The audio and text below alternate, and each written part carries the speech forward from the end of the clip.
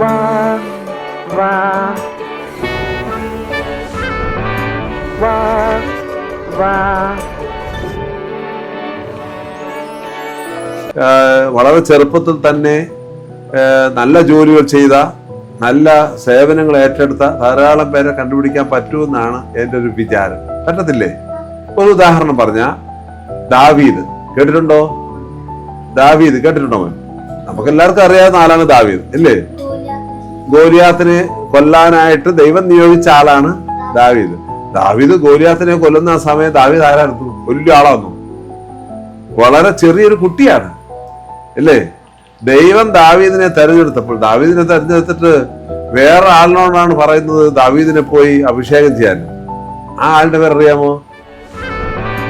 വാ വാ